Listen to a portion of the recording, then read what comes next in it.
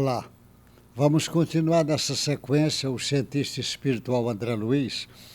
Eu estou esses dias falando da, na lição 17 do livro Evolução em Dois Mundos, que ele vai falar sobre mediunidade e corpo espiritual, porque a mediunidade vai ser realizada entre o espírito desencarnado, é o perispírito dele, o corpo espiritual dele, e vai exercer uma influência no corpo espiritual do espírito encarnado.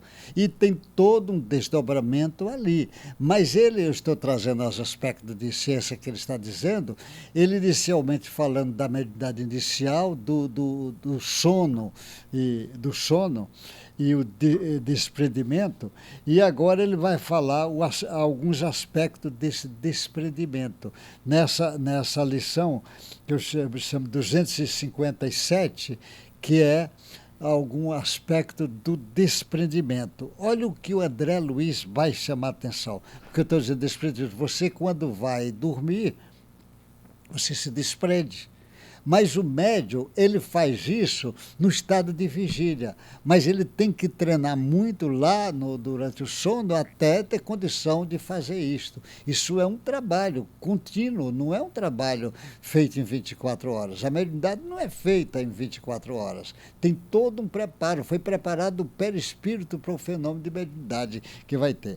Ele diz o seguinte: e dessa forma, aliviando o controle sobre a célula que serve ao corpo carnal, ou seja, quando ele vai dormir, ele vai aliviar o controle, porque o espírito vai se desprender e momentaneamente vai deixar ela descansar, do seu automatismo, ela descansar, porque agora ele vai exercer uma influência diferente.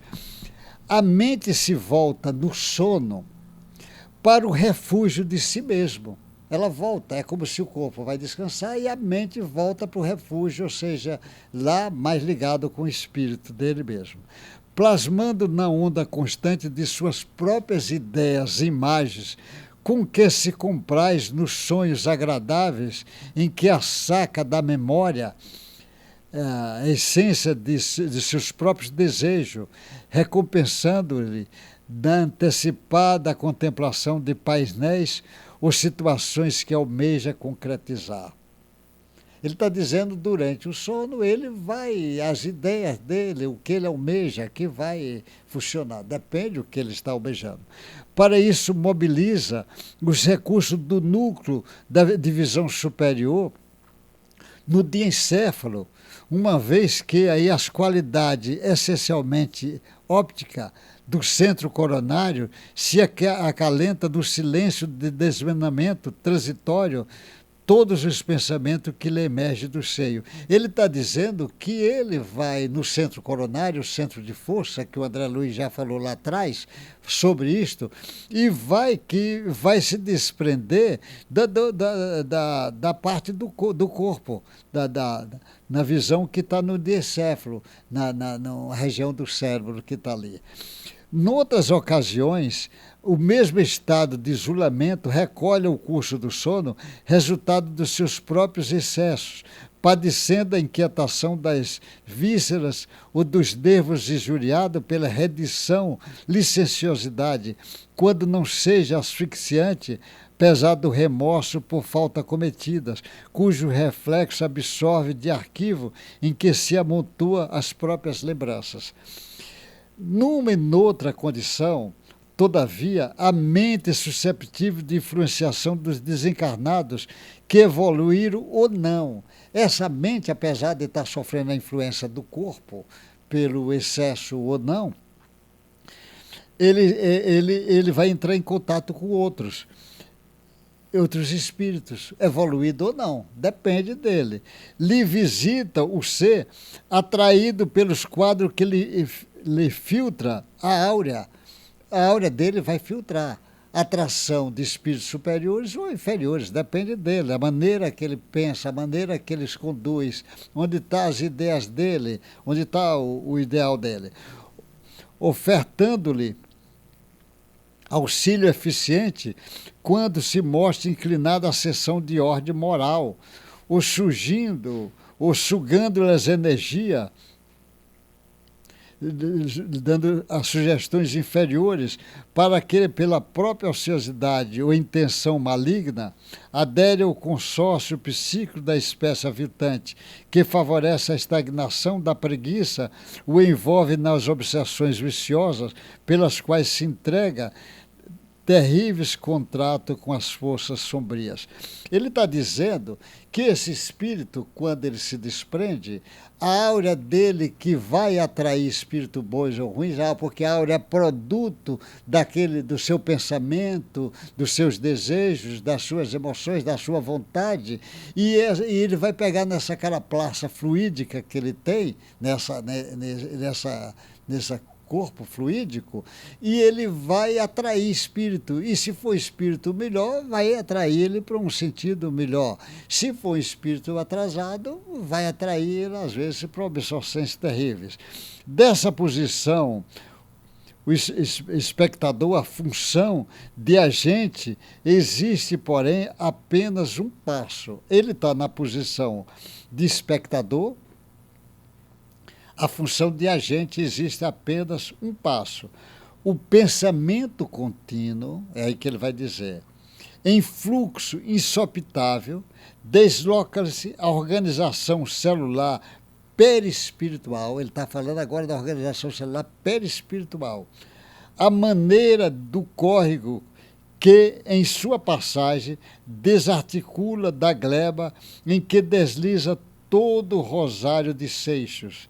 Assim como os seixos soltos seguem a direção da corrente, liquidando-se no curso dos dias, o corpo espiritual acompanha de início o impulso da corrente mental que, por ele extravassa, conscientizando-se muito vagarosamente no sono que lhe propicia meia libertação. Ele está dizendo que o sono provoca essa meia libertação. E é através do sono que ele está iniciando o processo mediúnico, porque vai influenciar o corpo perispiritual. Então você veja, é durante o sono que o espírito dele, o perispírito dele, o corpo espiritual dele, que ainda está parcialmente desligado do corpo físico, vai entrar em contato com outros espíritos. E esse contato é atraído pela áurea. E esse contato depende de que a áurea dele está atendendo a espíritos mais superiores ou espíritos inferiores. Depende do seu pensamento contínuo e de uma série de coisas que vai acontecer nessa áurea. Por que ele está chamando a atenção que no sono é importante para esse início do perispírito? Porque durante o fenômeno mediúnico aqui em vigília, vai haver um pequeno descolamento entre o perispírito e o corpo físico. Vai abrir margem para fazer essa conexão, que a conexão agora será em vigília, não será durante o sono. Então, isto daí, para isso acontecer em vigília, precisou ele treinar muitas vezes durante o sono, aquele sono inicial. E até hoje, às vezes tem espíritos que usam o sono para entrar em contato para depois vir fazer o fenômeno mediúnico. Tem uma série de coisas. Ele está chamando a atenção da importância dessa mediunidade para a compreensão do início do fenômeno lá no perispírito. O trabalho que o André Luiz está trazendo aí, ele está dando uma informação imensa, que só no futuro os cientistas vão se debruçar sobre isso. Mas ele está dando um fato que é muito importante, e fato esse que pode perfeitamente se transformar numa hipótese de trabalho. E essa hipótese pode ser provada ou não provada. Provada, ela vira teoria. Então, compete os cientistas do futuro provar que não é verdade ou que é verdade. Mas eu tenho certeza que é verdade, porque não é à toa que eu digo que André Luiz é um cientista diferente, um cientista espiritual, que está trazendo informações que no futuro os homens de ciências ficarão impressionados com as informações que esse espírito trouxe. Olha, Deus te abençoe. Boa sorte, meu irmão.